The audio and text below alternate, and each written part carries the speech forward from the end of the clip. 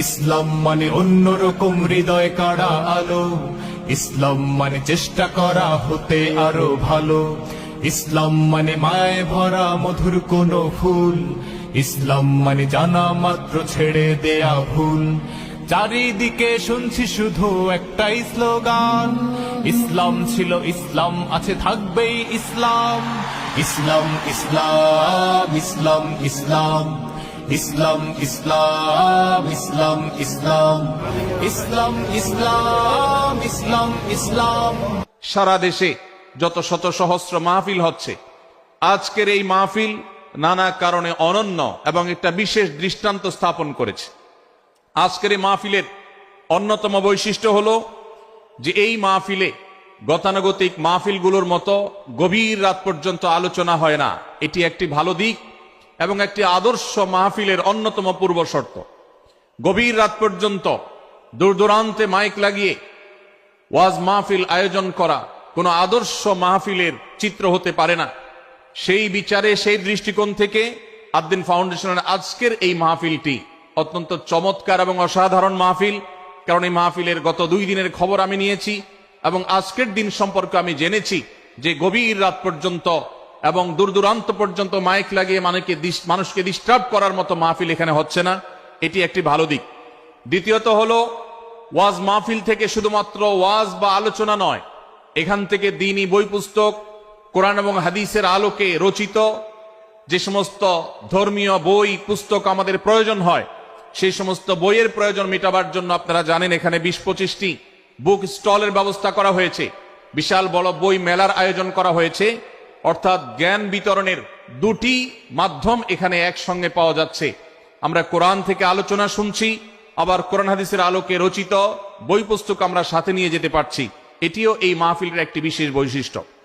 তৃতীয়ত হলো, আমাদের মা বোনদের প্রবেশ পথ, তাদের অবস্থান, এগুলোকে এতটাই স্বতন্ত্র করা হয়েছে, এতটাই এগুলোকে সেপারেট করা হয়েছে যে সেগুলো তাদের প্রাইভেসি, তাদের পর্দার যে বিধিবিধান, তাদের যে ব্যক্তিত্ব, তাদের যে অন্যান্য দিকগুলো আছে সেগুলোকে খুব ভালোভাবে মেনটেন করা হচ্ছে। এটিও একটি আদর্শ মাহফিলের গুরুত্বপূর্ণ দিক। আজকাল অনেক ওয়াজ মাহফিলে মা বোনদের জন্য ওয়াজ শোনার ব্যবস্থা রাখা হয়, কিন্তু সেই সমস্ত ওয়াজ মাহফিলে মা বোনদের পর্দা সুন্দরভাবে সুচারুরূপে তারা আসা এবং নিরাপত্তার সাথে আবার ফিরে যাওয়ার মতো পৃথক আসা যাওয়ার রাস্তা ইত্যাদির ব্যবস্থা করা হয় না, যা বহুবিধ ফিতনার কারণ হয়ে থাকে। আজকের এই মাহফিলটিতে সেই দৃষ্টিকোণ থেকে একটি অনন্য দৃষ্টান্ত স্থাপিত হয়েছে যে মা বোনদের জন্য পৃথক ওয়াজ শোনার ব্যবস্থা এবং রাস্তাঘাট পৃথক, যাতে করে তারা তাদের সেই পর্দার বিধিবিধানগুলো মেনটেন করে চলতে পারেন। এই জন্য আমি কর্তৃপক্ষকে বিশেষভাবে ধন্যবাদ দিতে চাই। সেই সাথে আজকের একটা মাহফিলের সম্পূর্ণ নতুন দিক যুক্ত হয়েছে, যেটা আপনারা দেখেছেন, তা হলো প্রত্যেক আলোচক আলোচনা করার আগে তার বায়োগ্রাফি পেশ করা হচ্ছে, তার জীবন বৃত্তান্ত পেশ করা হচ্ছে এবং সংক্ষেপে তার সম্পর্কে ধারণা দেয়া হচ্ছে। এটিও একটা চমৎকার দিক এবং আমার জানা মতে বাংলাদেশের যে কোনো মাহফিলে এটি প্রথম দৃষ্টান্ত। সেই সাথে এই মাহফিলে আগত আমাদের সম্মানিত দর্শক শ্রোতা মণ্ডলীর জন্য প্রাথমিক চিকিৎসা সম্পর্কে যেন তারা ধারণা নিতে পারেন, সেজন্য অনেকগুলো বুথ করা হয়েছে। এই বুথগুলো থেকে একজন মানুষ তার প্রাথমিক স্বাস্থ্য, এটার পরীক্ষা নিরীক্ষা বা নিজের চিকিৎসা সম্পর্কে স্টেপ কিভাবে নেবেন সে সম্পর্কে আদ-দ্বীন সকিনা মেডিকেল কলেজের তরফ থেকে একটি বিশেষ আয়োজন হলো যে বিশেষ ক্যাম্প এবং বুথ করে করে আমাদের দর্শক শ্রোতাকে এই দিক থেকে বিশেষ সার্ভিস দেওয়া হচ্ছে। পর্যাপ্ত টয়লেটের ব্যবস্থা করার কথা আমি শুনতে পেরেছি, জানতে পেরেছি, এবং বক্তাদের, আলোচকদের বিভিন্ন উক্তি সম্বলিত ফেস্টুন আমি দেখেছি, যেটা অত্যন্ত নতুন একটা দিক। যদিও সেখানে বক্তাদের ছবি না থাকলে, প্রিন্টেড ছবি না থাকলে সেটা ভালো ছিল। আমি আশা করব কর্তৃপক্ষ সেটি পরবর্তীতে খেয়াল রাখবেন। সেই সাথে আমি একটি বিশেষ অনুরোধ তাদেরকে করেছি, তা হলো এই 3 দিন ব্যাপী তাফসিল কোরআন মাহফিলে আলোচকগণ কোরআন এবং হাদিস থেকে যে সমস্ত আলোচনা বক্তব্য পেশ করেছেন এবং করবেন, তার সবগুলোর সামারি একটি স্মারক গ্রন্থ আকারে যদি প্রকাশ করা হয়, একটি স্মারক পুস্তিকা আকারে প্রকাশ করার পর যদি এটি বিতরণ করা হয়, তাহলে মাহফিলটি হারিয়ে যাবে না, মাহফিলটি আমাদের ঘরে ঘরে থেকে যাবে, আমাদের জীবনকে আলোকিত করবে। আমি আশা করব ওয়াজ মাহফিল, যেটি এই দেশের সবচেয়ে প্রাচীনতম কালচারের অন্যতম, এদেশের সবচেয়ে শক্তিশালী সংস্কৃতির অন্যতম হলো ওয়াজ মাহফিল। এই ওয়াজ মাহফিলগুলো আদর্শ ওয়াজ মাহফিলে পরিণত হবে। এই ওয়াজ মাহফিলগুলো মানুষের বিরক্তির কারণ হবে না। শহর এলাকায় রাত বিরাতে গভীর রাত পর্যন্ত দূর দূরান্তে মাইক লাগিয়ে মানুষের দুর্ভোগ সৃষ্টির কারণ হবে না। উচ্চ শব্দ দিয়ে মানুষকে বিরক্ত করার কারণ হবে না মাহফিলগুলো। আমরা যদি আদর্শ ওয়াজ মাহফিলের দৃষ্টান্ত স্থাপন করতে পারি, তাহলে এই দেশ কোরআনের আলোয় আলোকিত হবে, হাদিসের আলোকে আলোকিত হবে, আমাদের ঘরগুলো আলোকিত হবে দ্বীনের নূর এবং আলো দ্বারায়। আল্লাহ রাব্বুল আলামিন আমাদের সবাইকে কোরআন এবং হাদিসের আলো থেকে আলোকিত হওয়ার তৌফিক দান করুন। আজকের এই মাহফিলে আমরা যেরকম সবাই সমবেত হয়েছি, মাশাআল্লাহ চরম নীরব নিস্তব্ধ পরিবেশে সবাই পিনপতন নীরব হয়ে এই মুহূর্তে কথা শুনছি।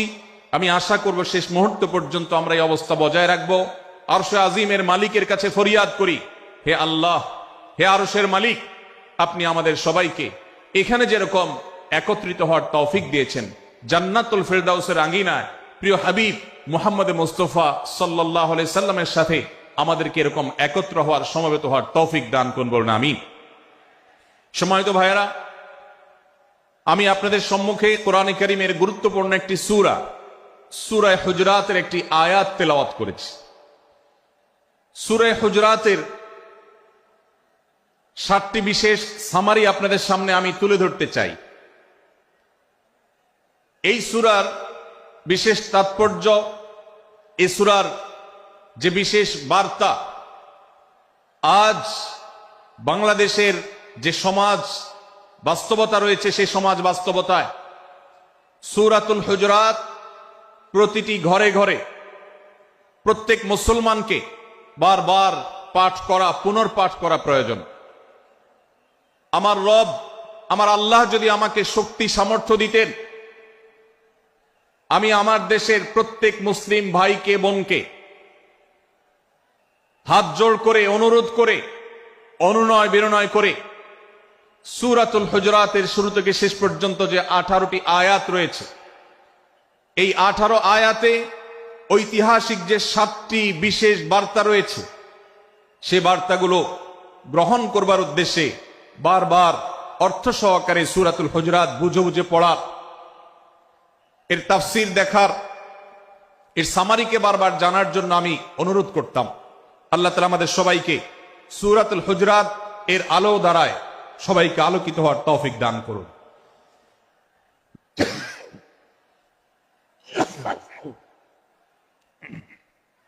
সম্মানিত উপস্থিতি, আমি যে সূরার সামারি আপনাদেরকে বলতে যাচ্ছি, যে সূরাকে সামনে রেখে আজকের এই ঐতিহাসিক মাহফিলে কোরআনে কারীমের দেওয়া 7টি বার্তা দিতে চাইছি, সেই সূরার নাম হলো সূরাতুল হুজরাত। এই সূরা কোরআনে কারীমের 26তম পারায় অবস্থিত এবং এই সূরা কোরআনে কারীমের সূরার যে সিরিয়াল, সেই সূরার সিরিয়ালে 49তম সূরা। এই সূরার আয়াত সংখ্যা হলো 18।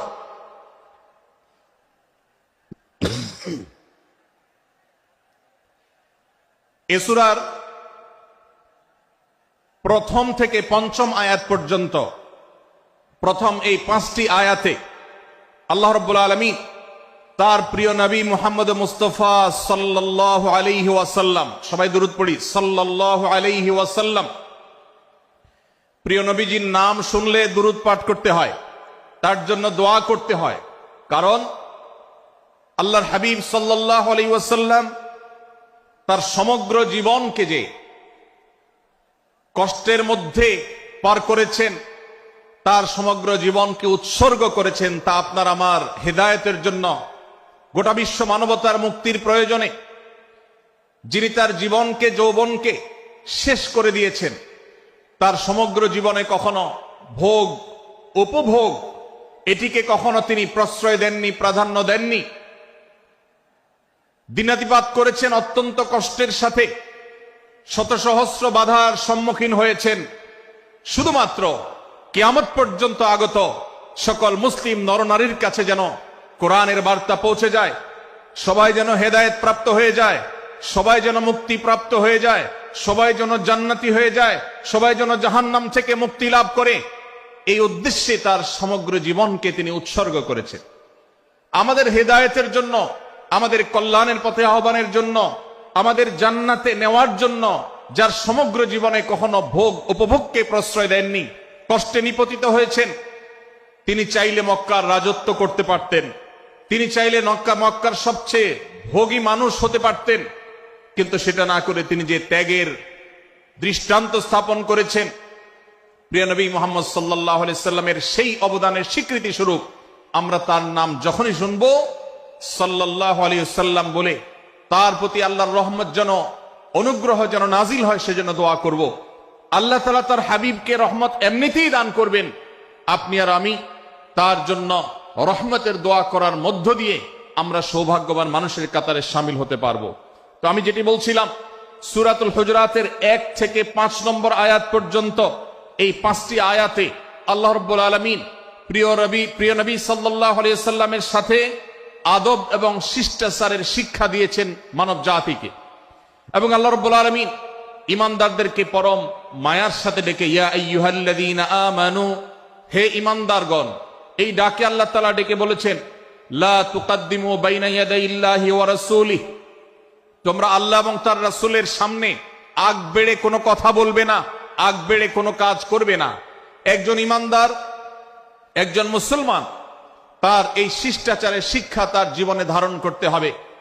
যখনই আল্লাহ কোনো কথা বলেছেন, আল্লাহ রাসূল সাল্লাল্লাহু আলাইহি সাল্লাম কোনো কথা বলেছেন, এটি নিশ্চিত হতে পারবো আমরা, তখন একজন ঈমানদার আর কখনো সেটার উপর কোনো কথা বলবে না, আগ বেড়ে কোনো কিছু করবে না, কোন প্রকার সীমা লঙ্ঘন করবে না। ক্বাল আল্লাহ ক্বাল রাসূল, আল্লাহ বলেছেন, আল্লাহ রাসূল বলেছেন, এটি শোনার পর সে তার আপদ মস্তককে সারেন্ডার করবে, সে নিজেকে আত্মসমর্পণ করবে। এরপর তার কোন যুক্তিকে, কোন বুদ্ধিকে, তার কোন মতামতকে সে সেখানে আর দাঁড় করাবার চেষ্টা করবে না। এটা একজন শিষ্টাচার বিশিষ্ট ঈমানদারের বৈশিষ্ট্য। কোরআন এই শিক্ষা আমাদেরকে দিয়েছে। ভাইরা আমার, এই শিক্ষাকে ধারণ করে আমরা যারা নিজেদেরকে মুসলমান দাবি করছি, আমাদের সম্মানীয় যারা আছেন, আল্লাহকে যেরকম আমরা সম্মান করি, আল্লাহ রাসূলকে যেরকম সম্মান করি, ঠিক একইভাবে আমাদেরকে যে সমস্ত মানুষগুলোকে সম্মান করার নির্দেশ করা হয়েছে, ওলামায়ে কেরাম রয়েছেন, আমাদের বাবা মা, বয়সে বড়, শিক্ষিত, এবং যারা আমাদের শিক্ষক বৃন্দ আছেন, এভাবে যারা আমাদের সম্মানের পাত্র আছেন, সে মানুষগুলোর সামনে আগ বেড়ে যেন কোনো কিছু না করি। সে আগ বাড়াটা কথার ক্ষেত্রে হতে পারে, চলার ক্ষেত্রে হতে পারে, আচরণের ক্ষেত্রে হতে পারে। এই শিষ্টাচারের শিক্ষা সূরা হুজুরাতের প্রথম আয়াতে আমাদেরকে দেয়া হয়েছে। প্রিয় ভাইরা আমার, আমাদের সমাজে আজ যে সমস্ত ভালো গুণের দুর্ভিক্ষ চলছে, ক্রাইসিস চলছে, অভাব চলছে, এর মধ্যে অন্যতম হলো আজ শিষ্টাচারের অভাব। আমাদের সমাজের চতুর্দিকে আপনি দেখতে পাবেন পরিলক্ষিত হচ্ছে।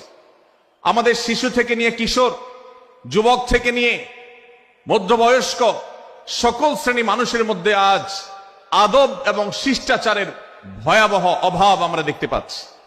বিশেষ করে পশ্চিমা সংস্কৃতিকে আমাদের এই স্বদেশে, আমাদের এই মুসলমানদের সমাজে জোর করে পুশ করাবার, সে সমস্ত এজেন্ডাকে বাস্তবায়ন করবার যে প্রচেষ্টা এদেশের এক শ্রেণীর মানুষকে করতে দেখা যায়, তারা এদেশের সমাজের খাঁজে বাজে থাকা ইসলামের কৃষ্টি, কালচার এবং সংস্কৃতিগুলোকে ধুয়ে মুছে পরিষ্কার করবার জন্য শত সহস্র উদ্যোগ নিয়েছে।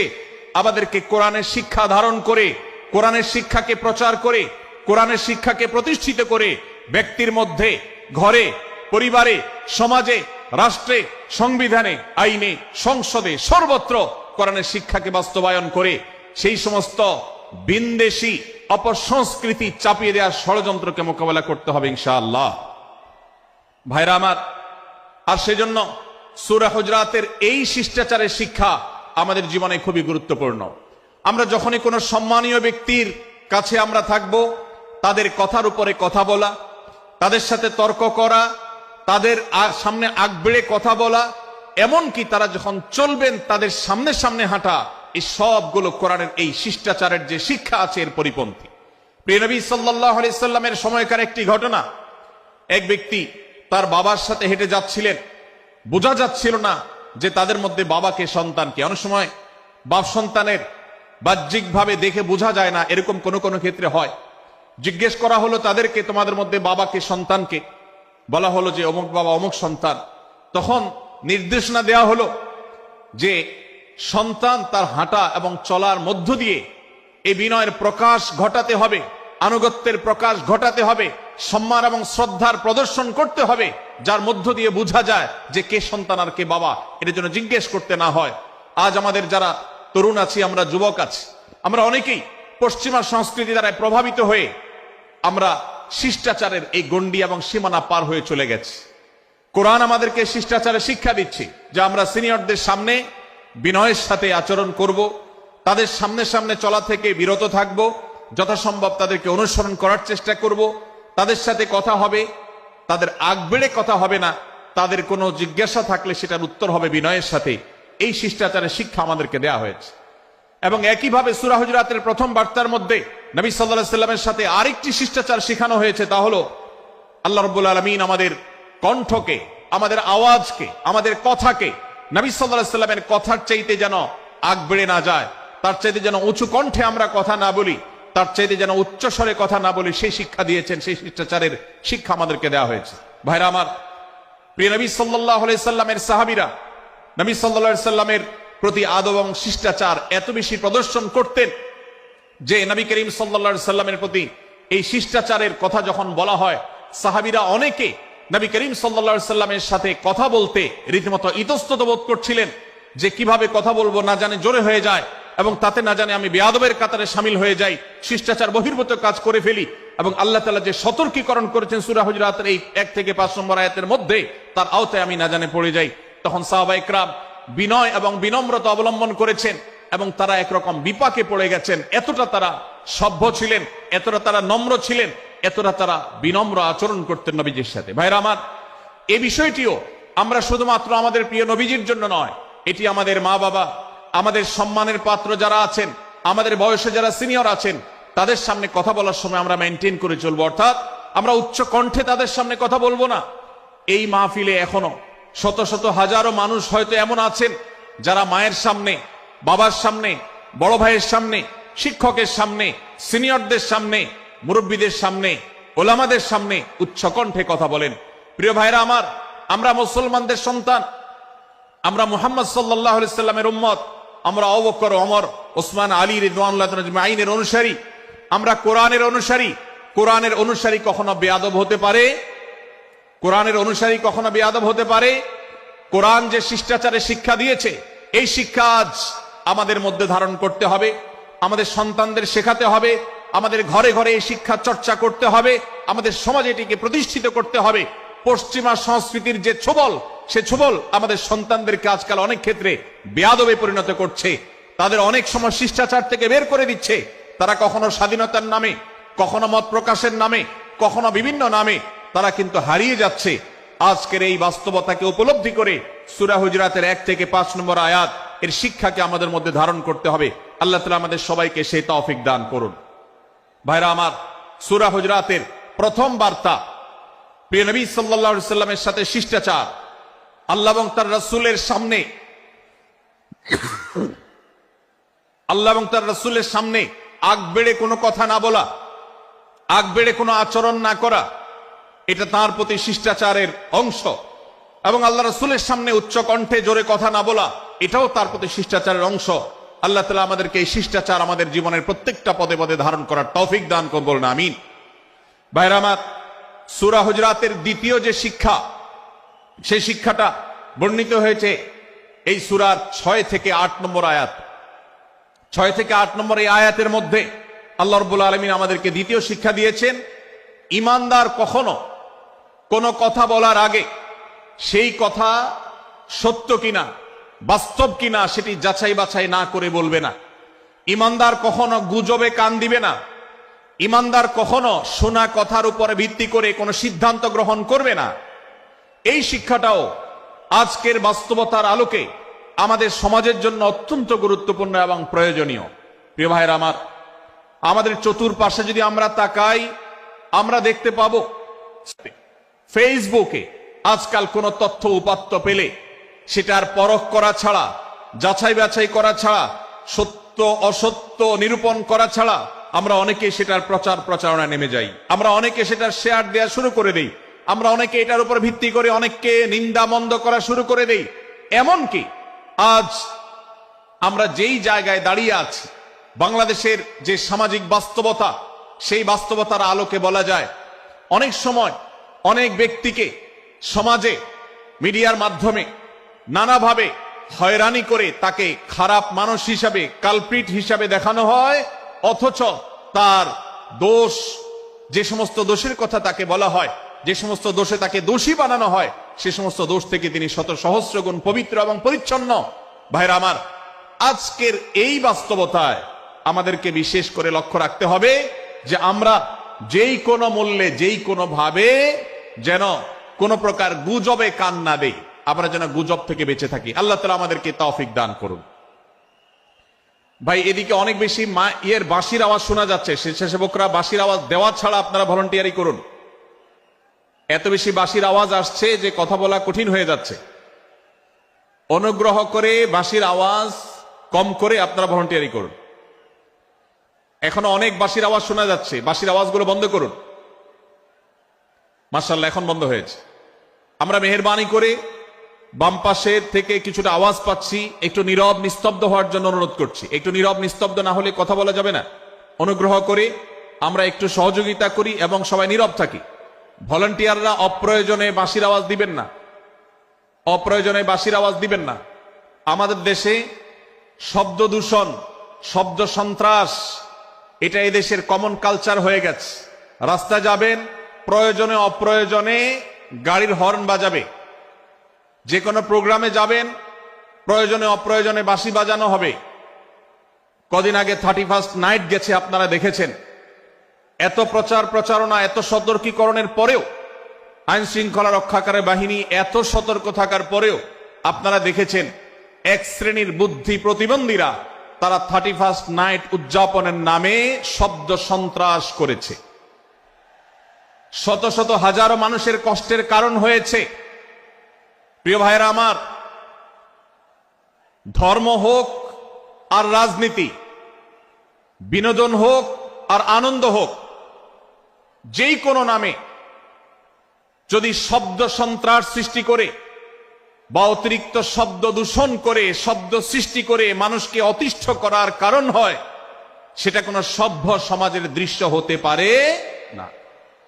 আমরা সেই ইসলামের অনুসারী যে ইসলামে আমাদের প্রিয় নবী সাল্লাল্লাহু আলাইহি ওয়াসাল্লাম মসজিদে নববীতে তার একান্ত পরিবেশের মধ্যে এক সাহাবী জোরে কোরআন তেলাওয়াত করছিলেন। তিনি তাকে বলছিলেন, তুমি কোনো বধির রবকে শোনাচ্ছ না, তোমার রব সবকিছু শুনতে পান, অতএব তুমি তোমার এই উচ্চ কণ্ঠের তেলাওয়াত দিয়ে আশপাশে মানুষের ডিস্টার্বের কারণ হবে না। আমরা সেই ইসলামের অনুসারী।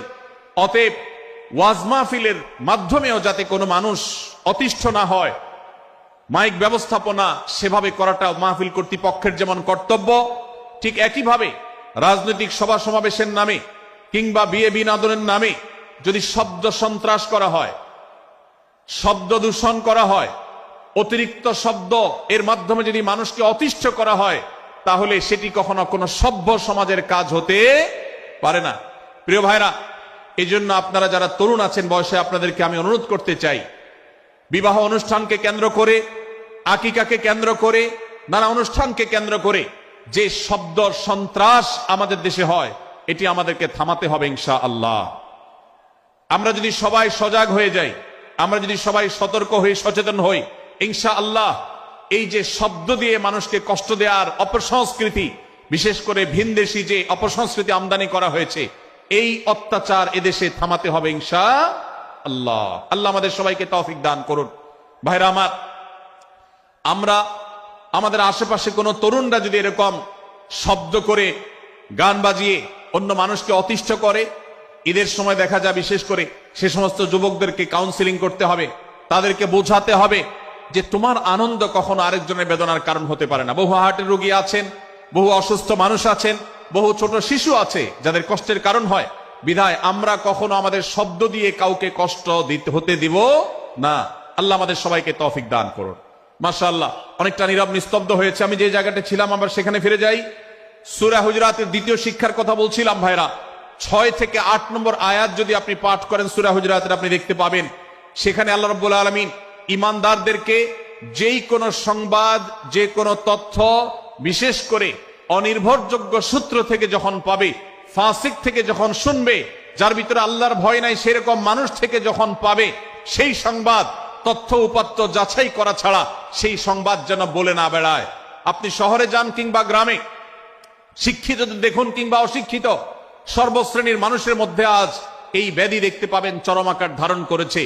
কারোর ব্যাপারে কোনো নেগেটিভ কথা শুনেছেন, কোনো মন্দ কথা শুনেছেন, সে কথার প্রচার প্রচারণা শুরু করে দেন। সেটা কি সঠিক কিনা, সেটা কি সত্য কিনা, সেটা কি যথার্থ কিনা, সেটা কোনো প্রপাগান্ডা কিনা, সেটা কোনো মিথ্যাচার কিনা, সেটা কোনো গুজব কিনা, এটা যাচাই করার প্রয়োজন অনুভব করে না।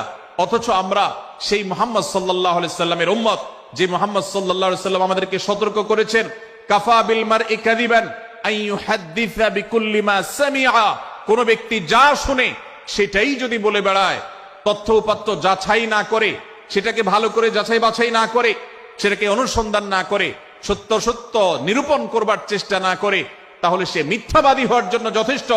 এজন্য আজকের এই মাহফিল থেকে আমরা অঙ্গীকার করে যাব, আজকের এই মাহফিল থেকে আমরা নিয়ত করে যাব, এই মজলিসে বসে এই মুহূর্তে নিজে নিজে সংকল্প করব, আমার জীবনে সোশ্যাল মিডিয়া কিংবা ফেসবুকে, ইউটিউবে অথবা অফলাইনে, আমার বাস্তব জীবনে আমি কখনো কোনো মানুষ সম্পর্কে যে কোনো তথ্য উপাত্ত পেয়ে ভুল কোনো ধারণা, মন্দ কোনো ধারণা করার প্রতি পোষণ করব না। কোন তথ্য উপাত্ত যদি পাই, কোন সংবাদ যদি পাই অনির্ভরযোগ্য সূত্রে, তাহলে সেক্ষেত্রে সেটা যাচাই বাছাই করা ছাড়া আমি সেটাকে বিশ্বাস করতে যাব না। এটাই হলো আমাদের ঈমানের দাবি। ভাইরা আমার, একজন ঈমানদার এতটা সরল হবে না যে যা শুনবে সে সেটাকে বিশ্বাস করে বসবে। একজন ঈমানদার এতটা বাস্তবতা থেকে দূরে থাকবে না যে তিনি তার পাওয়া কোন সংবাদকে অনুসন্ধান করবে না।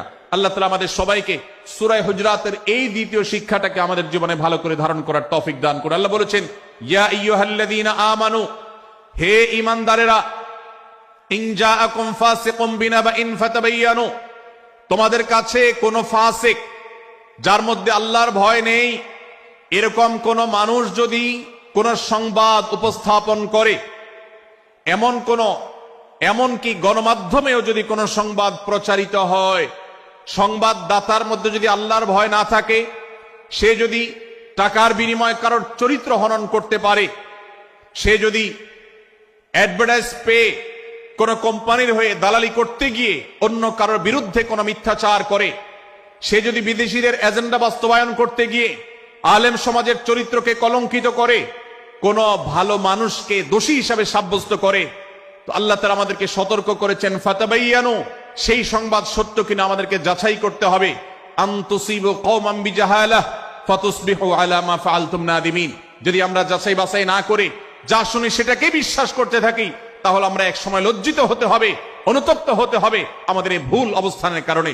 এজন্য ভাইরা, আজকের এই মাহফিল থেকে আমরা প্রতিশ্রুতি নিজের সঙ্গে নিজে দিয়ে যাব যে আমরা কখনো কোনো তথ্য উপাত্ত পেলে, কোনো সংবাদ পেলে, সেটাকে বিশেষ করে কারোর চরিত্র সম্পর্কিত যদি হয়, কারোর সম্পর্কে নেগেটিভ যদি হয়, তাহলে সেটাকে বিশ্বাস করবার আগে ভালো করে অনুসন্ধান করব।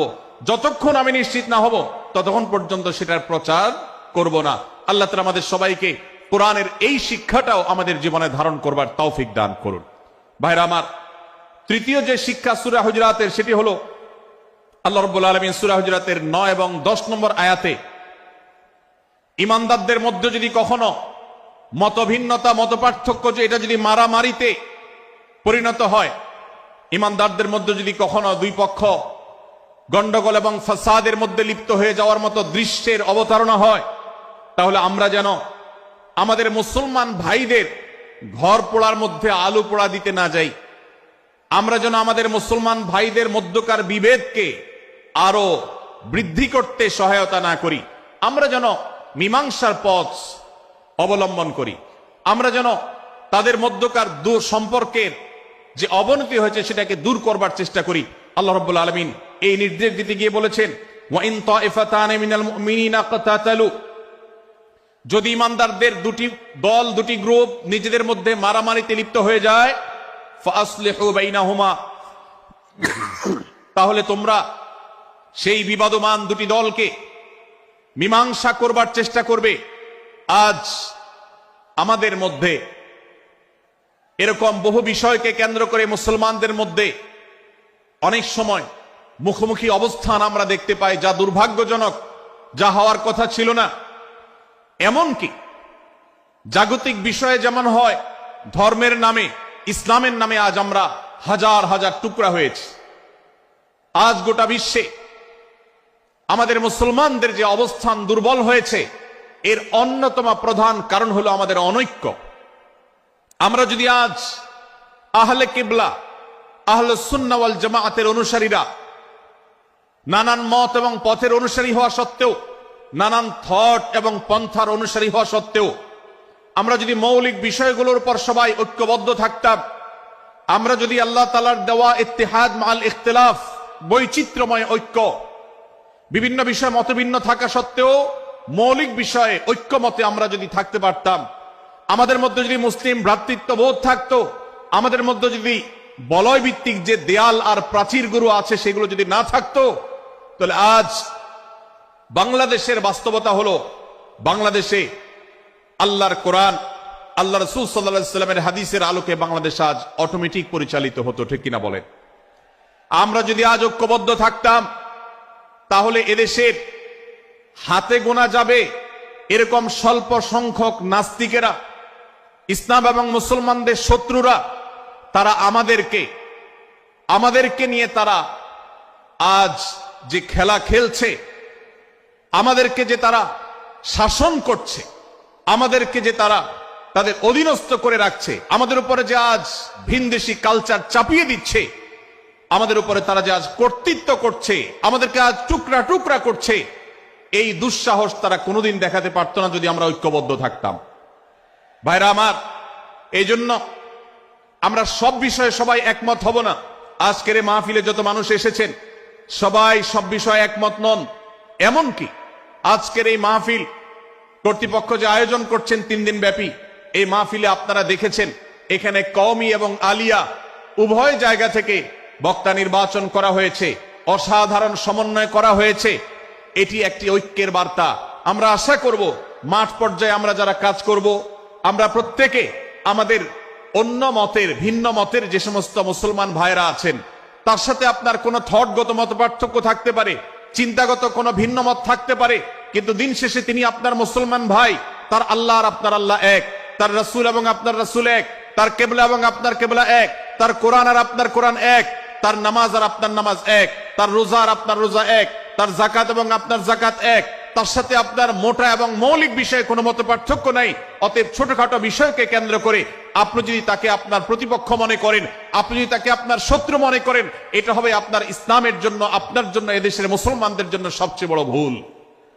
ভাইরা আমার, হারদুই হযরত আশরাফ আলী থানভী রহমতুল্লাহ আলাইহির সর্বশেষ খলিফা আবরাল হক সাহেব রহমতুল্লাহ আলাইহি বলতেন, दीन के हर काम करने वालों को रफीक समझो, फरीक ना समझो। যারাই আল্লাহর দ্বীনকে বুলন্দ করবার জন্য, যারাই আল্লাহর দ্বীনকে সেবা দেওয়ার জন্য, খেদমত করার জন্য কাজ করছে, তার পদ্ধতি তোমার থেকে ভিন্নতর হতে পারে। তাকে তুমি তোমার বন্ধু মনে করো, সহযাত্রী মনে করো, পথযাত্রী মনে করো, সহযোদ্ধা মনে করো, তোমার প্রতিপক্ষ মনে করবে না। প্রিয় ভাইরা আমার, আজ বাংলাদেশে ইসলাম যতটা পিছিয়ে আছে তার প্রধান কারণ হলো আমাদের অনৈক্য। আজ আমরা যদি আমাদের মধ্যকার যে সমস্ত দেয়াল এবং প্রাচীরগুলো, অদৃশ্য প্রাচীরগুলো উঠে আছে, যেগুলো আমাদের মুসলিম ভ্রাতৃত্বকে ভেঙে খান খান করে দিয়েছে, টুকরো টুকরো করে দিয়েছে, যদি আজ আমরা সে সমস্ত অদৃশ্য প্রাচীরগুলো দূরে সরাতে পারতাম, আমার ভিন্ন মতের ভাইকে যদি আমার ভাই মনে করতে পারতাম, তার যদি আমি কল্যাণকামী হতে পারতাম, আল্লাহর কোরআনের ঘোষণা অনুযায়ী এই মুসলমানদের ঐক্যবদ্ধ শক্তিকে দমাবার শক্তি পৃথিবীর কারোর নাই, কারোর নাই, কারোর নাই। আজ আমার ভাইয়েরা ফিলিস্তিনে মার খাচ্ছে, যদি আজ গোটা বিশ্বের মুসলমানরা আমরা ফিলিস্তিনে মুসলমানদের উদ্ধারের ব্যাপারে ঐক্যবদ্ধ থাকতাম, ফিলিস্তিনে মুসলমানের দিকে চোখ তুলে তাকাবার শক্তি বিশ্বের কোন কাফেরদের থাকতো না। আজ যদি আমরা আমাদের মুসলমান নির্যাতিত ভাইদের ব্যাপারে সারা বিশ্বের মুসলমানরা ঐক্যবদ্ধ অবস্থান গ্রহণ করতে পারতাম, মুসলমানের দিকে চোখ তুলে তাকাবার শক্তি বিশ্বের কোন কারোর থাকতো না। ভাইরা আমার, গোটা বিশ্বে ঐক্য প্রতিষ্ঠা করা আপনার আমার মতো সাধারণ মানুষের দ্বারা হয়তো সম্ভবপর হবে না, কিন্তু আমরা যারা মাঠ পর্যায়ে কাজ করছি, আমি আপনাদেরকে করজোড় করে অনুরোধ করতে চাই। আমি জানি আপনার এলাকাতে, আপনার মহল্লাতে আপনার সাথে অন্য মুসলমান ভাইদের অনেক ক্ষেত্রে মতভিন্নতা আছে। সেটা রাজনৈতিক দৃষ্টিভঙ্গির ক্ষেত্রে হতে পারে, সেটা ধর্মীয় থট এবং মানহাজ মাযহাব মাসলাকগতভাবে হতে পারে, সেটা অন্য কোন ইস্যু ভিত্তিক মত পার্থক্য হতে পারে। আল্লাহর জন্য, আল্লাহর ওয়াস্তে, আল্লাহর ওই আয়াতকে মেনে আমল করার চেষ্টা করি আমরা। আল্লাহ বলেছেন, ওয়া'তাসিমু বিহাবলিল্লাহি জামিআন ওয়া লা তাফাররাকু, তোমরা আল্লাহর রশিকে সবাই ঐক্যবদ্ধভাবে আঁকড়ে করে ধরো, ঐক্যবদ্ধভাবে আল্লাহর রশিকে আঁকড়ে ধরো, তোমরা পরস্পর বিচ্ছিন্ন হয়ে যেও না।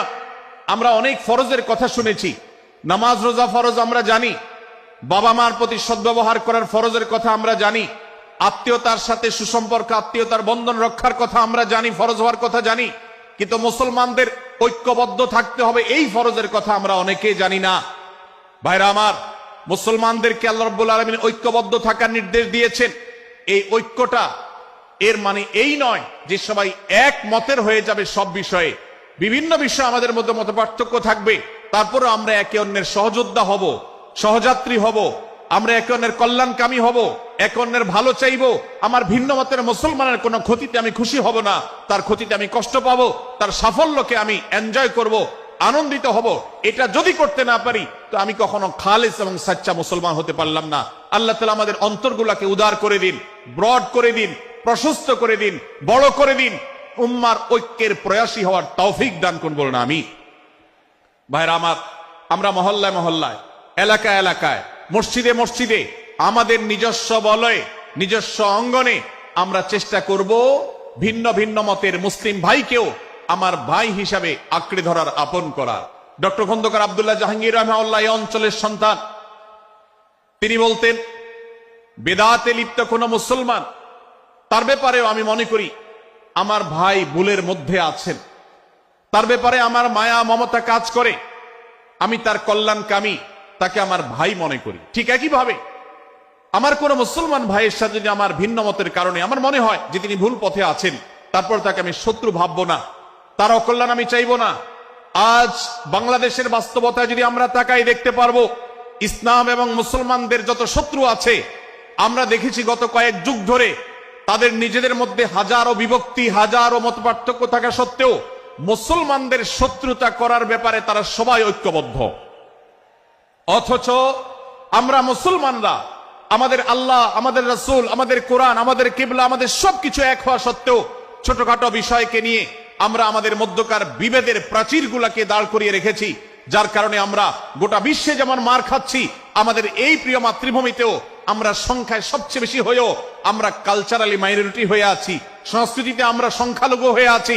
সব ক্ষেত্রে আমাদেরকে ইগনোর করা হয়। 4 লক্ষ মসজিদের এদেশে 4 লক্ষ ইমাম আছেন, 4 লক্ষ মুয়াজ্জিন আছেন। এই মসজিদগুলো এদেশে, এর নেটওয়ার্ক যতটা শক্তিশালী, এদেশের সকল রাজনৈতিক দলগুলোর নেটওয়ার্ককে যদি একত্র করা হয়, মসজিদগুলোর মতো এতটা শক্তিশালী নেটওয়ার্ক এদেশের সমাজে নাই। কিন্তু ওলামা একরামকে ইগনোর করা হয়, মুসলমানদের ইগনোর করা হয়। এদেশের আইনে কোরআন এবং সুন্নাহ এদেশের মুসলমানদের ধ্যান ধারণাকে কখনো বিবেচনায় আনা হয় না। এই যে মুসলমানদের আজ দুরবস্থা, এর অন্যতম প্রধান কারণ হলো আমাদের হাজার হাজার ভাগে বিভক্তি। এই বিভক্তির দেয়ালগুলোকে তুলতে হবে কি হবে না? যদি হয় তাহলে আপনি নিজে থেকে শুরু করে দিন। আপনি যেই মতই লালন করেন না কেন, আপনার ভিন্ন মতের মুসলমানকে আপনি ভাই মনে করবেন, তার সাথে বুক মেলাতে আপনার কষ্ট হবে না, তার সাথে বসতে আপনার অসুবিধা হবে না। ভিন্ন মতের আলেম, এক মতের আলেম আরেক মতের আলেমের সাথে বসতে অসুবিধা হবে না। এক মতের অনুসারী আরেক মতের অনুসারীকে ভাই বলতে অসুবিধা হবে না। আমরা সোশ্যাল মিডিয়াতে নিজেদের মধ্যে কামড়াকামড়ি করব না, নিজেদের মধ্যে আমরা ঝগড়া বিবাদ করব না। এবং যদি কেউ বিবাদে লিপ্ত হয়, সূরা হুজরাতের 9 এবং 10 নম্বর আয়াতের শিক্ষা বলছে মুসলমানদের মধ্যে দুটি দল যদি মারামারিতে লিপ্ত হয়, তুমি সেখানে গিয়ে খোঁচাখুচি করে মারামারি বানানোর তো প্রশ্নই ওঠে না। বরং আল্লাহ বলছেন যে ফাসলিহু বাইনাহুমা, তাদের উভয়ের মধ্যে মীমাংসা করবার জন্য তুমি উদ্যোক্তা হও, তুমি উদ্যোগী হও। ভাইরা আমার, আমরা অনেকেই হয়তো জেনে থাকবো মিথ্যা এটা আল্লাহর জমিনের সবচেয়ে বড় জঘন্য অপরাধগুলোর মধ্যে থেকে একটি। একজন মুসলমান কোন অবস্থাতে মিথ্যা বলতে পারে না, কিন্তু কোন মুসলমান যদি অন্য মুসলমানের সাথে কখনো বিবাদ বিতণ্ডায় লিপ্ত হয়ে যায়, দুজন মুসলমান বা দুটি বলয়, দুটি পক্ষ, দুটি গোষ্ঠী মুসলমানদের, তাদের মধ্যে যদি কোনো বিষয় যদি ভুল বুঝাবুঝি তৈরি হয়, ভিন্ন মত সৃষ্টি হয়, একে অন্যের সাথে শত্রু ভাবাপন্ন হয়ে যায়, তাহলে তাদের দুইজনের মধ্যে বা দুই পক্ষের মধ্যে মীমাংসা করবার জন্য কেউ যদি মিথ্যা কথাও বলে, অর্থাৎ আপনি এক পক্ষের কাছে গিয়ে বললেন, ভাই আপনি যাকে এত খারাপ মনে করছেন, যার ব্যাপারে আপনি এতটা রাগান্বিত হয়ে আছেন, আমি তো জানি তিনি আপনার ব্যাপারে অনেক সব চিন্তা রাখেন, আপনার ব্যাপারে অনেক ইতিবাচক ভাবনা রাখেন, আপনার ব্যাপারে অনেক সুধারণা পোষণ করেন। আপনি যদি একজন মুসলমানের কাছে গিয়ে, এক পক্ষের কাছে গিয়ে যদি এই কথাটা বলেন, বাস্তবে তিনি যদি এটা নাও বলেন, তারপরেও আপনি যদি এই মিথ্যা কথা বলেন, এই মিথ্যা এটা শুধু জায়েজ নয়, বরং এই মিথ্যাটা এর মাধ্যমে আপনি যে তাদের পরস্পরের সম্পর্ককে ভালো করার চেষ্টা করেছেন, এর মাধ্যমে আপনি আল্লাহর কাছে নেকি এবং সওয়াব পাবেন ইনশাআল্লাহ।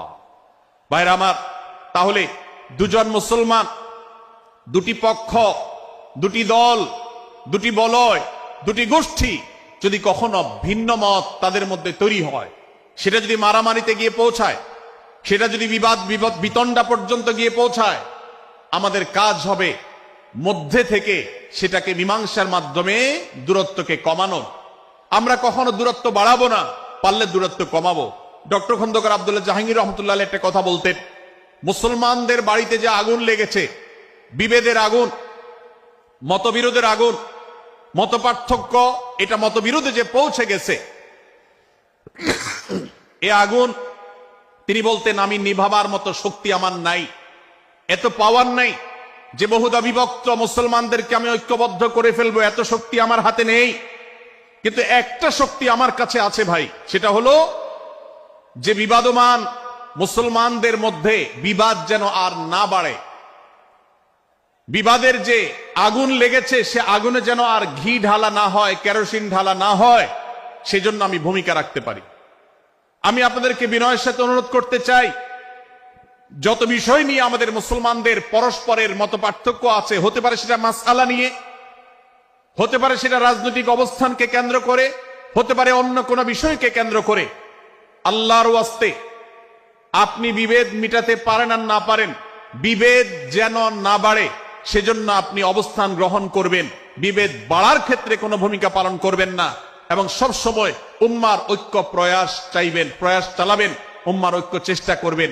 আল্লাহর কাছে আপনি যে দোয়াগুলো করেন, এর মধ্যে একটা দোয়া যেন এটাও থাকে, হে আল্লাহ, আমরা বহুদা বিভক্ত হয়ে গেছি, আমরা টুকরা টুকরা হয়ে গেছি, যার কারণে তোমার ভাষ্য অনুযায়ী ফাতাফশালু ওয়া তাযহাবা রিহুকুম, আজ আমাদের শক্তি শেষ হয়ে গেছে, আমরা দুর্বল হয়ে গেছি। আজ বাংলাদেশের বাস্তবতা যদি আমরা বলি, যে দেশের 90-95 ভাগ মানুষ মুসলমান, সে দেশে আজ হাতে গোনা কিছু নাস্তিক, কিছু ইসলাম বিদ্বেষী, মুসলমান বিদ্বেষীরা, তারা আমাদেরকে আজ উঠা বসা করায়, তারা আমাদের আইন নির্ধারণ করে, তারা আমাদের শাসক নির্ধারণ করে, তারা আমাদের সব বিষয়গুলোকে নির্ধারণ করে দেয়। আমাদের সন্তানরা পাঠ্যপুস্তকে কি পড়বে সেটাও ইসলাম বিদ্বেষীরাই ঠিক করে দেয়। ভাইরা আমার, এই অবস্থার যদি পরিবর্তন চাই, তাহলে আমাদের মধ্যকার দূরত্বগুলো কমাতে হবে। এজন্য আপনার দোয়ার মধ্যে আল্লাহর কাছে নিবেদন করুন, আল্লাহ আপনি আমাদের মধ্যকার বিভেদগুলো কমিয়ে দিন, আল্লাহ আমাদের ওলামাদেরকে ঐক্যবদ্ধ করে দিন, আল্লাহ আমাদেরকে ইত্তেহাদ মাল ইখতিলাফ, বৈচিত্র্যময় ঐক্য, মতভিন্ন থাকা সত্ত্বেও মৌলিক বিষয় ঐক্যবদ্ধ হওয়ার তৌফিক দান করুন। সীসাঢালা প্রাচীরের মতো আমাদেরকে কাঁধে কাঁধ মিলিয়ে আল্লাহ এবং তার রাসূল সাল্লাল্লাহু আলাইহি সাল্লামের আদেশ নিষেধকে ব্যক্তি, সমাজ, পরিবার, রাষ্ট্রে সর্বত্র বাস্তবায়নের জন্য কাজ করার তৌফিক দান করুন। আমরা আমাদের দোয়ার মধ্যে মুসলমানদের ঐক্যের জন্য দোয়া করব তো ইনশাআল্লাহ। আল্লাহ তাআলা আমাদেরকে সেই তৌফিক দান করুন। ভাইরা আমার, তাহলে সূরা হুজুরাতের তৃতীয় শিক্ষা বলছিলাম 9 থেকে 10 নম্বর আয়াতে আল্লাহ রাব্বুল আলামিন মধ্যে যদি কখনো বিবাদ বিতণ্ডা মারামারি হানাহানি সৃষ্টি হয় তাহলে সেটিকে মীমাংসা করবার কথা বলেছেন। অতএব যদি কোনো স্বামী স্ত্রীর মধ্যেও কখনো মনোমালিন্য তৈরি হয়, আপনার যদি সেখানে ভূমিকা রাখবার সুযোগ থাকে, আপনি চেষ্টা করবেন উভয়ের মধ্যে দূরত্বটা কমাবার জন্য। আমরা অনেকে আজকাল নামাজ কালাম পড়ি, রোজা রাখি, দাড়ি রাখি, অনেক ভালো ভালো কথা বলি, অথচ দুজনের মধ্যে গন্ডগোল লাগলে আমরা সেখানে এক পক্ষ হয়ে আরেক পক্ষকে আমরা খেপিয়ে তুলি। পারলে অনেকে চগলখড়ি করেন, প্রত্যেক পক্ষের কাছে গিয়ে অপর পক্ষের ব্যাপারে মিথ্যা কথা বলে তাদের মধ্যে ভেজালকে আরো বাড়িয়ে দেন। এই জন্য নবী সাল্লাল্লাহু আলাইহি ওয়াসাল্লামের ঐতিহাসিক হাদিস রয়েছে, লা ইয়াদখুলুল জান্নাতা নাম্মাম, যে ব্যক্তি চগলখড়ি করে, দুজনের মধ্যকার গন্ডগোল ফাসাদ বৃদ্ধিতে যে ব্যক্তি ভূমিকা রাখে, ভেজাল লাগায়, এই চগলখোর কখনো জান্নাতে যাবে না। আমাদের অনেকেরই এই দুঃস্বভাব আছে, এই খারাপ চরিত্র আছে। সূরা হুজুরাত, এই জন্য আমাদের আজকের যে সমাজ বাস্তবতা আছে, আমাদের যে ব্যাধি আছে, ব্যক্তিগত পর্যায়ে আমাদের পরিবারের সমাজের সর্বত্র যে ব্যাধিগুলো ছেয়ে গেছে, সূরা হুজুরাতের প্রতিটি আয়াত যেন সেই ব্যাধির সবচেয়ে বড় মহৌষধ, সেজন্য সবচেয়ে বড় প্রতিষেধক, সেজন্য সবচেয়ে বড় সমাধান। এই জন্য আমি বলেছি শুরুতে, আমার যদি আল্লাহ শক্তি সামর্থ্য দিতেন, প্রত্যেক মুসলমানের হাতে পায়ে ধরে সূরা হুজুরাতের 18টি আয়াত, প্রত্যেকটি আয়াত আমি আমার মুসলমান ভাইদেরকে বলতাম, বারবার পড়ুন, বারবার পাঠ করুন, বোঝার চেষ্টা করুন, জীবনকে পরিবর্তন করুন। এদেশে নামাজি মুসলমান আপনি কম বেশি পাবেন, এদেশে রোজাদার মুসলমান কম বেশি পাবেন, এদেশে হজ আদায়কারী মুসলমান কম বেশি পাবেন, এদেশে তাসবিহরত মুসলমান কম বেশি পাবেন, কিন্তু এদেশে আচার আচরণ, কাজ কারবার, আখলাক এবং বান্দার হক এবং অধিকার, অন্যের অধিকার সংশ্লিষ্ট বিষয়ে সচেতন মুসলমান আপনি খুব বেশি পাবেন না। আর এই জন্যই আমাদের জান্নাতের পথে অনেক বড় অন্তরায় হয়ে আছে। আজ আমাদের চরিত্রগুলো নষ্ট হয়ে গেছে। আমরা নামে মুসলমান, আমরা চগলখড়ি করি, আমরা নামে মুসলমান, দুজনের মধ্যে গন্ডগোল সৃষ্টি করে দেই। গন্ডগোল আগে থেকে সৃষ্টি থাকলে সেটাকে বাড়াবার চেষ্টা করি। আমরা নামে মুসলমান, আমাদের শিষ্টাচার নাই, আদব নাই, লেহাজ নাই। এই জন্য সূরা হুজুরাতের প্রতিটি আয়াত আমাদেরকে শিক্ষা দেয়। আল্লাহ তাআলা আমাদের সকলকে এই শিক্ষাগুলো আজকের এই মাহফিল থেকে আমাদের বুকের ভেতরে পরম যত্ন সহকারে নিয়ে যাওয়ার এবং আমাদের জীবনকে পরিবর্তন করার তৌফিক দান করুন। ভাইরা আমার, তৃতীয় এই শিক্ষাটি শেষ করে আমি বলতে চাচ্ছি, চতুর্থ আয়াতে আল্লাহ রাব্বুল আলামিন আমাদেরকে বলেছেন, আমরা যেন কেউ কাউকে নিয়ে বিদ্রূপ না করি, ব্যঙ্গ না করি, কেউ কাউকে যেন বাজে নামে না ডাকি, কেউ যেন কাউকে খোঁচাখুচি না করি, কেউ যেন কারোর নাম বিকৃত করে তাকে না ডাকি। ভাইরা আমার, এই আয়াতটি আমি শুরুতে তেলাওয়াত করেছি। আল্লাহ বলেছেন, ইয়া আইয়ুহাল্লাযীনা আমানু লা ইয়াসখার কওমুম মিন কওমিন আসা আন ইয়াকুনু খায়রাম মিনহুম। হে ঈমানদারেরা, হে মুসলমানেরা, তোমাদের কেউ যেন অন্য কারোর নাম ধরে অন্য কাউকে ব্যঙ্গ বিদ্রূপ ঠাট্টা না করে। আমরা একে অন্যকে নিয়ে ঠাট্টা করি কি করি না? বিদ্রূপ করার রোগ আমাদের মধ্যে আছে না নাই? ভাইরা আমার, জাগতিক বিষয় তো আছেই, এমনকি দুর্ভাগ্যজনক বাস্তবতা হলো ধর্মের নামে, ইসলামের নামে একদল মুসলমান অপর দল মুসলমানকে নিয়ে হাসি, ব্যঙ্গ, বিদ্রূপ, রাশাহাসি এবং নাম বিকৃত করা এবং খোঁচাখুচি করা, এই কাজগুলো আমাদের মধ্যে আছে না নাই? আমরা যারা ইসলামের খেদমত মনে করে আমার ভিন্ন মতের ভিন্ন দলের মুসলমানকে খোঁচাখুচি করি, আমরা যারা আল্লাহর খেদমত মনে করে, ইসলামের সেবা মনে করে, দাওয়াতের কাজ মনে করে, ইসলাম প্রচার মনে করে ভিন্ন মতের অন্য দলের মুসলমানকে নিয়ে ব্যঙ্গ বিদ্রূপ আর হাসাহাসি করি, তাদেরকে সোশ্যাল মিডিয়াতে, অনলাইনে, অফলাইনে তুচ্ছ তাচ্ছিল্য করি, আল্লাহর শপথ করে বলছি, এটা ইসলামের সেবা নয়, এটা হলো প্রবৃত্তির পূজা, এটা হলো আপনার নফসের পূজা, এটা হলো আপনার প্রবৃত্তির গোলামি করা, এটা আল্লাহর গোলামি নয়, এটা ইসলামের খেদমত নয়, এটা ইসলামের 12টা বাজানো। ভাইরা আমার, কোন অবস্থাতে একজন মুসলমান অন্য মুসলমানকে নিয়ে ব্যঙ্গ বিদ্রূপ করতে পারে না। আমার মুসলমান ভাই যদি কোনো ভুল কথা বলে, ভুল কাজ করে, আমি যথাযথ নিয়মে তাকে সংশোধনের চেষ্টা করব, সমালোচনা করার দরকার হলে সেটাও করব, কিন্তু হাসাহাসি নয়, বিদ্রূপ নয়, ব্যঙ্গ করা নয়। আজ আমাদের তরুণদের মধ্যে এটা একটা আর্টে পরিণত হয়েছে। আপনারা রোস্টিং ভিডিওর কথা কম বেশি সবাই জেনে থাকবেন। রোস্টিং ভিডিওর কথা আপনারা জানেন কি জানেন না? ভাইরা আমার, রোস্টিং ভিডিও নামটা দেখেন, অর্থাৎ কাউকে রোস্ট করা। আমরা মুরগি রোস্ট করার কথা জানি, এখন মানুষ রোস্ট করার সিস্টেম শুরু হয়েছে। একজন মানুষের কোনো ভুল কিছু পেয়েছেন, অবশ্যই আপনি সমালোচনা করবেন। আপনি একজন মুসলমান হিসেবে জানতে হবে কারোর ভুলের সমালোচনার মূলনীতি আছে, মূলনীতি আছে না নেই? কোরআন এবং সুন্নাহর বাতানো যে প্রিন্সিপাল, সেটাকে লক্ষ্য করে, সেটাকে আমলে নিয়ে, সেটাকে ধরে ধরে যদি আপনি সমালোচনা না করেন, তাহলে আপনার এই সমালোচনা এটাই আপনাকে জাহান্নামে নেওয়ার কারণ হতে পারে। ভাইরা আমার, আপনি কাউকে রোস্ট করার নামে, কাউকে সমালোচনা করার নামে, হতে পারে কেউ ভুল করেছেন, কিন্তু সেটা করতে গিয়ে যদি তার অধিকার নষ্ট করেন, আপনি সীমা ছাড়িয়ে চলে যান, আপনি যদি ব্যঙ্গ বিদ্রুপ করে হারামের পর্যায়ে চলে যান, তাহলে সূরা হুজরাতের এই আয়াতের আলোকে আপনি কবিরা গুনাহে লিপ্ত হলেন। আমরা অনেকে আছি যে ব্যক্তিগত পর্যায়ে এই বিদ্রুপ করাটাকে আমরা কোনো বিষয় মনে করছি না। সোশ্যাল মিডিয়াতে অনেকগুলো ভিডিও ক্লিপ আছে, আপনাদের চোখে নিশ্চয়ই পড়েছে, আমার চোখে বহু পড়েছে, যে অনেক সময় দেখা যায় বিনোদনের নামে কাউকে খোঁচাখুচি করা, কাউকে অপমান করা, কাউকে হয়তো ধাক্কা দিয়ে পানিতে ফেলে দেয়া, কাউকে কষ্ট দেয়া, কাউকে হয়তো প্রতারিত করা, এটাকে আমরা এনজয় করি। অনেক ভিডিও ক্লিপে দেখা যায় এভাবে কাউকে কোনোভাবে অপমানিত করে, কাউকে কোনোভাবে ধোকা দিয়ে বোকা বানিয়ে আমরা এনজয় করি, আমরা হাসাহাসি করি। আমাদের রুচি নষ্ট হতে হতে আজ এই পর্যায়ে এসেছে যে এটা আমাদের এনজয়ের বিষয় হয়েছে, এটা আমাদের আনন্দের বিষয় হয়েছে। ভাইরা আমার, সূরা হুজরাতের এই আয়াত, অর্থাৎ 11 নম্বর আয়াত, এই আয়াত বলছে আমাদের জন্য কোন মুসলমানকে, কোন মানুষকে ব্যঙ্গ বিদ্রুপ করা হারাম।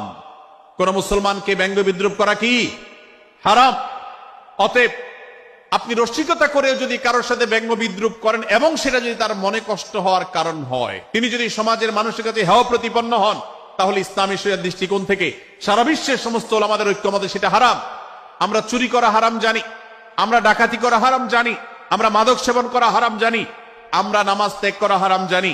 এই সমস্ত হারাম থেকে আমরা অনেকেই বেঁচে থাকি, কিন্তু আমি আমার মুসলমান ভাইয়ের চরিত্র হনন করছি, শুধুমাত্র সাধারণ জীবনযাত্রার ক্ষেত্রে করছি তা নয়, এমনকি ধর্মের নামে, ইসলাম প্রচারের নামে, দাওয়াতের নামে আমরা আমাদের প্রতিপক্ষ মুসলমান ভাইকে নিয়ে অনেক সময় ব্যঙ্গ বিদ্রুপ করি, হাসাহাসি করি, তাকে ছোট করি, তাচ্ছিল্য করি, হেয় করি, তার সম্মানহানি করি।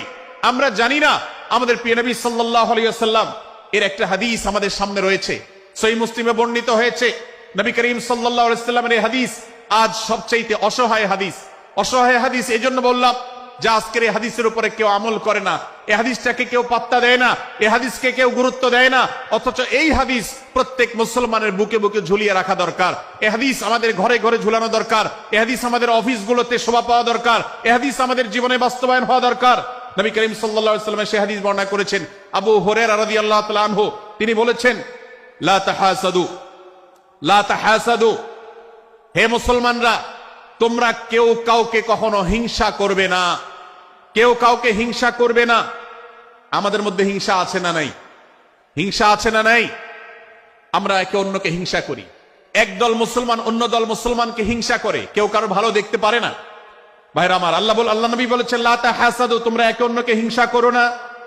ওয়ালা তানাজাসু, কেনা বেচা করতে গিয়ে কেউ কাউকে ধোকা দিও না, প্রতারণা করো না। ওয়ালা তাবাগাদু, তোমরা একে অন্যের সাথে শত্রুতা বিদ্বেষ পোষণ করবে না। ওয়ালা তাদাবারু, তোমাদের কেউ যেন কারোর পেছনে লেগে না থাকে, কাউকে অবজ্ঞা যেন না করে।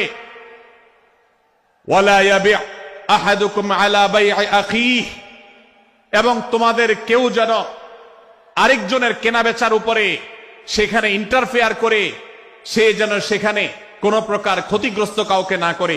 ওয়াকুনু ইবাদাল্লাহি ইখওয়ানা, হে মুসলমানরা, তোমরা আল্লাহর বান্দা, ভাই ভাই হয়ে থাকো। তোমাদের মধ্যে মত পার্থক্য থাকুক, দলগত মত পার্থক্য, অবস্থানগত মত পার্থক্য, থটগত মত পার্থক্য, মাযহাব মাসলাবগত মত পার্থক্য থাকুক, কিন্তু তোমরা আল্লাহর বান্দা, ভাই ভাই হয়ে থাকো। এক দলের মুসলমানকে আল্লাহ তাআলা ভাই ভাই হতে বলেন নাই, এক গ্রুপের মুসলমানকে আল্লাহ ভাই ভাই হতে বলেন নাই, এক বলয়ের মুসলমানকে আল্লাহ ভাই ভাই হতে বলেন নাই, নিজ দলের মুসলমানের সাথে আল্লাহ ভাই ভাই থাকতে বলেন নাই। আল্লাহ বলেছেন সকল মুসলমানদের সাথে ভাই ভাই হয়ে থাকার জন্য, ভ্রাতৃত্বের বন্ধনে থাকার জন্য। এজন্য আল্লাহ নবী সাল্লাল্লাহু আলাইহি ওয়াসাল্লাম সে নির্দেশ করেছেন। আল্লাহ নবী সাল্লাল্লাহু আলাইহি ওয়াসাল্লাম আরো বলেছেন, আল মুসলিমু আখুল মুসলিম, মুসলমান মুসলমানের ভাই, লা ইয়াজলিমুহু, ওয়ালা ইয়াখযুলুহু, কোন মুসলমান কোন মুসলমানকে জুলুম করতে পারে না, তার আইল ঠেলতে পারে না, তার জমি দখল করতে পারে না, তার অধিকার নষ্ট করতে পারে না, তাকে কথা দিয়ে অত্যাচার করতে পারে না। ওয়ালা ইয়াখযুলুহু, তাকে অপমানিত করতে পারে না, লাঞ্ছিত করতে পারে না। ওয়ালা ইয়াকযিবুহু, তার সাথে মিথ্যা বলতে পারে না। ওয়ালা ইয়াহকিরুহু, তাকে তাচ্ছিল্য করতে পারে না। আত্তাকওয়া হাহুনা, আত্তাকওয়া হাহুনা, আত্তাকওয়া হাহুনা। নবীজি তিনবার নিজের বুকের দিকে তাকিয়ে দেখিয়েছেন, তাকওয়া এখানে, তাকওয়া এখানে, তাকওয়া এখানে। আমাদের অন্তরকে ভালো করতে হবে, সমস্ত মুসলমানদের জন্য উদার হতে হবে, কলিজাকে বড় করতে হবে, মনটাকে ব্রড করতে হবে, প্রশস্ত করতে হবে, অন্য মুসলমানকে ভাই মনে করতে হবে। কোন ভিন্ন মতের মুসলমানের সাথে শত্রুতা পোষণ করা যাবে না। ভাইরা আমার, অতএব এই হাদিসকে সামনে রেখে এই হাদিসের শেষ অংশে নবী সাল্লাল্লাহু আলাইহি ওয়াসাল্লাম বলেছেন, আল মুসলিমু কুল্লুল মুসলিমি আলাল মুসলিমি হারামুন দমুহু ওয়া মালুহু ওয়া ইরদুহু। এক মুসলমানের জন্য অন্য মুসলমানের তিনটি জিনিসকে আল্লাহ তাআলা হারাম করে দিয়েছেন। কোন মুসলমানের রক্ত এটা প্রবাহিত করা, কাউকে হত্যা করা যেরকম হারাম, কোন মুসলমানের সম্পদ অন্যায়ভাবে আপনি ভোগ করবেন, দখল করবেন, মেরে দিবেন, এটা হারাম। ঠিক একইভাবে কোন মুসলমানের সম্মান নষ্ট করবেন, ইজ্জত নষ্ট করবেন, সম্ভ্রম নষ্ট করবেন, অপমান করবেন, এটাকে আল্লাহ তাআলা হারাম করেছেন। আল্লাহ তাআলা আমাদের সবাইকে অন্য মুসলমানদের ব্যাপারে এরকম দায়িত্বশীল ভূমিকা রাখার তৌফিক দান করুন, বলুন আমিন। ভাইরা আমার, সূরা হুজুরাতের 4 নম্বর আয়াতের এই শিক্ষাকে ধারণ করে আমরা কারোর প্রতি ব্যঙ্গাত্মক আচরণ করব না। অনেক মুসলমান আছেন অন্য মুসলমানদের নাম ধরে ধরে বিদ্রুপ ব্যঙ্গ করেন, নাম বিকৃত করেন। অনেক সময় আমরা রসিকতা করেও আমাদের অনেকের নাম বিকৃত করি। আল্লাহ সুবহানাহু ওয়া তাআলা এটাকে হারাম করেছেন। এমনকি নবী সাল্লাল্লাহু আলাইহি ওয়াসাল্লাম বলেছেন, লা তাকুল লিকাসিরিন ইয়া কাসিরু, কোন খাটো বা বেটে মানুষকে হে বেটে, হে খাটো এরকম বলে ডেকো না। নবী সাল্লাল্লাহু আলাইহি ওয়াসাল্লাম বলেছেন, এভাবে ডাকলে তিনি অপমানিত হন। আল্লাহ তাকে এভাবে সৃষ্টি করেছেন। আমরা অনেক সময় দেখা যায় একে অন্যকে খোঁচা মারতে গিয়ে তার গায়ের রং কালো হলে, তিনি দেখতে আকারে ছোট হলে তাকে আমরা ব্যঙ্গ করি, বিদ্রুপ করি, তাকে আমরা তাচ্ছিল্য করি, তাকে আমরা অপমান করি, তাকে আমরা অপদস্থ করি। ভাইরা আমার, এটা আমাদের জন্য হারাম। আমি আবারও বলছি, চুরি হারাম আমরা জানি, ডাকাতি হারাম আমরা জানি, আমরা অন্যান্য হারামের কথা জানি, কিন্তু এই যে এক মুসলমান অন্য মুসলমানের অধিকার নষ্ট করা হারাম, এটা আমরা জানি না। এক মুসলমান অন্য মুসলমানের নাম বিকৃত করা হারাম, এটা আমরা জানি না। এই ব্যাপারেও আমরা দেখেছি যা আমরা যারা ইসলামের দাওয়াতের কথা বলি, কোরআন হাদিসের কথা বলি, তারাও দেখা যায় সোশ্যাল মিডিয়াতে, ফেসবুকে একদল মুসলমান অন্য দলে মুসলমানদেরকে নানা বাজে উক্তি দিয়ে ডাকাডাকি করে, বিকৃত নামে ডাকে, বিকৃত উপাধি দেয়, খারাপ কথা বলে, অমুকের দালাল তমুকের দালাল ইত্যাদি ধারণা করে কথা বলে। এই কাজগুলো হারাম, এগুলো আমরা কখনো করব না। 5 নম্বর যে শিক্ষা আছে সূরা হুজুরাতে, সেটা হলো 12 নম্বর আয়াতে আল্লাহ রাব্বুল আলামিন এখানে কুধারণা করাকে হারাম করেছেন, মন্দ ধারণা করতে আল্লাহ তাআলা নিষেধ করেছেন, এবং গীবত করতে, পেছনে লাগতে নিষেধ করেছেন। ভাইরা আমার, এই একটি আয়াত অর্থাৎ সূরা হুজুরাতের 12 নম্বর আয়াত, এই আয়াতটির শিক্ষা ধারণ করে যদি আমরা আমাদেরকে শুধরাতে পারি, সংশোধন করতে পারি, তাহলে ইসলামের মেইন যে কাজগুলো আছে, ঈমানকে বিশুদ্ধ করা এবং শিরক মুক্ত ঈমান আনা, 5 ওয়াক্ত নামাজ পড়ার পর, বান্দার হক আদায়ের পর, এই আয়াতটির পর আমল করলে আপনার জান্নাতে যাওয়ার সবচেয়ে বড় বাধা দূর হয়ে যাবে ইনশাআল্লাহ। ভাইরা আমার, যে আয়াতে আল্লাহ তাআলা আমাদেরকে কারো প্রতি মন্দ ধারণা করতে নিষেধ করেছেন, গীবত করতে নিষেধ করেছেন, কারো পেছনে লাগালাই করতে নিষেধ করেছেন, সেই আয়াতে আল্লাহ রাব্বুল আলামিন বলেছেন, ইয়া আইয়ুহাল্লাযীনা আমানু ইজতানিবু কাসীরাম মিনায-যন্ন, হে ঈমানদারেরা, হে মুসলমানরা, তোমরা কারোর প্রতি ধারণা, মন্দ ধারণা তোমরা করো না, এটা থেকে বিরত থাকো। অনেক ধারণা অর্থাৎ মন্দ ধারণা, এটা গুনাহ, এটা থেকে বিরত থাকো। ইন্না বা'দায-যন্নি ইসম, কারণ কিছু কিছু ধারণা অর্থাৎ যেগুলো মানুষের সম্পর্কে কোন তথ্য উপাত্ত ছাড়া নিছক ধারণা প্রসূত মন্দ ধারণা করা হয়, সেগুলো গুনাহের কারণ, সেগুলো অপরাধের কারণ, সেগুলো কবিরা গুনাহ, সেগুলো পাপাচার, সেগুলো আল্লাহর অসন্তুষ্টির কারণ, সেগুলো আল্লাহর অবাধ্যতার কারণ। এজন্য ভাই, কারোর প্রতি মন্দ ধারণা করা যাবে না। এক্ষেত্রে আমি জানি আমাদের ব্যক্তিগত পর্যায়ে কারোর ব্যাপারে কোনো কিছু কথা উঠেছে অথবা সামান্য একটু সন্দেহ তৈরি হয়েছে, আমরা তার চরিত্র নিয়ে টানাটানি করি। আমরা জানি না একজন মুসলমানের চরিত্রের মূল্য কত বড়। আমার কাছে সুস্পষ্ট প্রমাণ আসার আগ পর্যন্ত কোন মুসলমানের চরিত্র নিয়ে আমার ব্লেম করবার কোনো অধিকার আমার নাই। এই জন্য একজন মুসলমান কখনো কারো প্রতি কুধারণা করবে না, মন্দ ধারণা পোষণ করবে না, খারাপ ধারণা পোষণ করবে না। আল্লাহ তাআলা আমাদেরকে এমন মুসলমানের সম্পর্কে খারাপ ধারণা করা থেকে বেঁচে থাকার তৌফিক দান করুন। ভাইরা আমার, কিছুটা বিশৃঙ্খলা দেখা যাচ্ছে। আমরা আপনাদেরকে বিনীতভাবে অনুরোধ করতে চাই, অনুগ্রহ করে সবাই বসে পড়ুন। যারা দাঁড়িয়ে আছেন তারা একটু বসে পড়ুন, সবাই যার যার দায়িত্বে বসে যান। আপনি আরেকজনের চিন্তা না করে আপনি একটু বসে যান। ভলান্টিয়ার ভাইরা প্যান্ডেলের ভেতরে পেছনে কি হচ্ছে আপনারা একটু দেখুন। ডান পাশে যে সমস্ত ভাইরা আছেন, ভাইরা আপনারা আমার কথা শুনুন। ডান পাশে আমার প্যান্ডেলের ডান পাশে যারা আছেন, আপনাদেরকে আমরা অনুরোধ করছি, ওয়াজ মাহফিলের মঞ্চে, তাফসীর কোরআন মাহফিলের প্যান্ডেলে এসে আমরা যদি বিবাদ বিতণ্ডায় লিপ্ত হই, আমরা সে বিষয়ে আলোচনা করছি, আল্লাহর ওয়াস্তে আমরা বিবাদ বিতণ্ডা বন্ধ করি। আপনারা একটু শান্ত হন, আল্লাহর জন্য একটু সবর করেন। ভাইরা আমার, এদিকে যে কিছুটা বিশৃঙ্খলা দেখা যাচ্ছে, আপনাদেরকে আমরা অনুরোধ করছি আপনারা একটু বিশৃঙ্খলা বন্ধ করুন। ভাইরা এখানে যারা দাঁড়িয়ে আছেন সবাই বসে যান, সবাই বসে যান, সবাই বসে যান। যশোরের মানুষের দুর্নাম হোক, আপনারা কি চান? আপনারা কি চান যশোরের মানুষের দুর্নাম হোক? তাহলে আশপাশে ভাইরা ওনাদেরকে সবাইকে বসায় দেন, বসায় দেন, কাউকে দাঁড়ায় থাকতে দিবেন না। ভাই সবাই বসেন, সবাই বসে যান। এখানে যারা দাঁড়িয়ে আছেন সবাই বসেন, অনুগ্রহ করে সবাই ধৈর্য ধারণ করেন এবং বসেন। আজকের এই মাহফিল সুন্দরভাবে শেষ হোক। আপনারা কি চান কি চান না? ভাই আপনারা কি চান কি চান না? যদি আপনারা চান, অনুগ্রহ করে আমার ডান পাশে যারা বিশৃঙ্খলা করছেন তারা বসে যান। আপনাদেরকে আমরা অনুরোধ করছি এখান থেকে বসে যান। আপনারা কি ডক্টর মিজানুর রহমান আজহারী সাহেবের আলোচনা শুনতে চান কি চান না?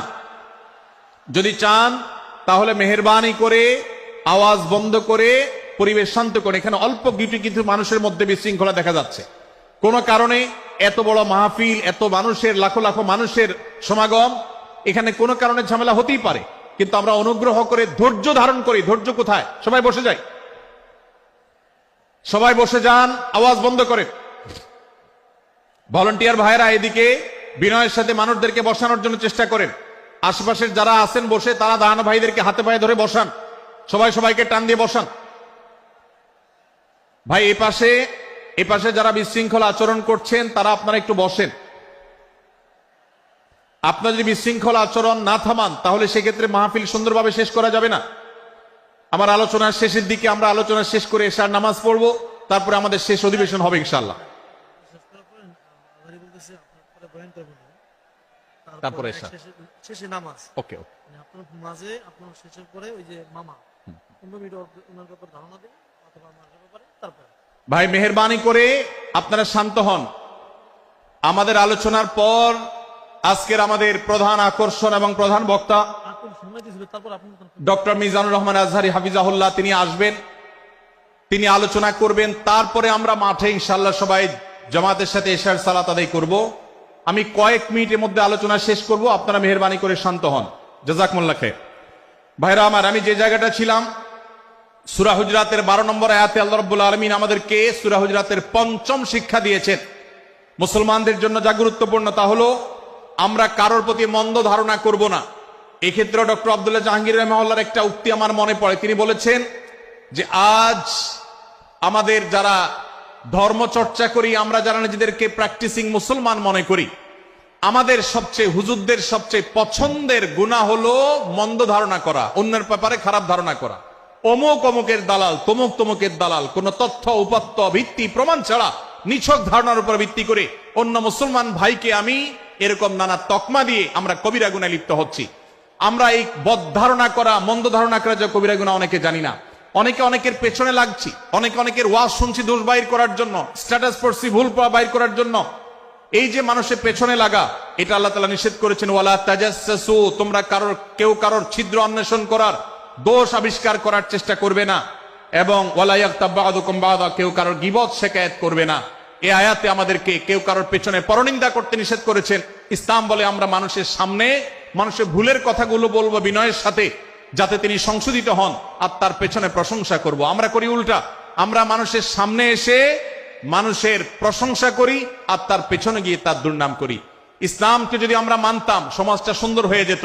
আমরা যদি সামনে কারোর দোষ বলতাম তাহলে তিনি সংশোধিত হতেন, আর পেছনে যদি গুণ বলতাম তাহলে তিনি ভালো সেখান থেকে শিক্ষা গ্রহণ করতেন। সূরা হুজরাতের 6 নম্বর শিক্ষা 13 নম্বর আয়াতে আল্লাহ তাআলা বলেছেন যে আমাদের সবার গোড়া কোত্থেকে এসেছে, আমাদের গর্বের কোনো বাহ্যিক কারণ নাই তাকওয়া ছাড়া। আল্লাহ বলেছেন, ইয়া আইয়ুহান নাস ইন্না খালাকনাকুম মিন যাকারিন ওয়া উনসা, হে মানুষ সকল, তোমাদেরকে আমি মানুষ, নারী এবং পুরুষ, আদম এবং হাওয়া থেকে সৃষ্টি করেছি। ওয়াজআলনাকুম শুউবান ওয়া ক্বাবাইলা লিতাআরাফু, বিভিন্ন গোত্রে তোমাদেরকে আমি বিভক্ত করেছি পরিচয়ের জানার জন্য শুধুমাত্র। আর আল্লাহ বলেছেন শেষে, ইন্নাল্লাহা আলিমুন খাবীর, তোমরা কি করো আল্লাহ জানে। অতএব আমাদের কারোর উপর কারো কোনো শ্রেষ্ঠত্ব নেই তাকওয়া ছাড়া। আল্লাহ বলেছেন, ইন্না আকরামাকুম ইনদাল্লাহি আতকাকুম, আমাদের মধ্যে সবচেয়ে মর্যাদাবান হবে তিনি যার মধ্যে তাকওয়া সবচেয়ে বেশি হবে। আমাদের কোনো বংশগত গৌরব, কোন অঞ্চলগত গৌরব, অন্য কোনো গৌরব আমাদের থাকবে না, শুধু তাকওয়ার গৌরব আমাদের থাকতে পারে। সেটাও গর্ব, নিষিদ্ধ গর্ব বা অহংকারের মতো নয়, বরং সেটা আমাদের বিনয়ের জায়গা। সর্বশেষ 7 নম্বর যে শিক্ষা সূরা হুজুরাতে রয়েছে, সেটা 14 থেকে 18 নম্বর আয়াতে আল্লাহ তাআলা ঈমান এবং ইসলামের চিহ্ন উল্লেখ করেছেন। যে 6টা শিক্ষা উল্লেখ করা হয়েছে, এর আলোকে মুসলমানকে মুনাফিককে সেটা নিরূপণ হবে। এজন্য আল্লাহ তাআলা শেষে এটি উল্লেখ করেছেন।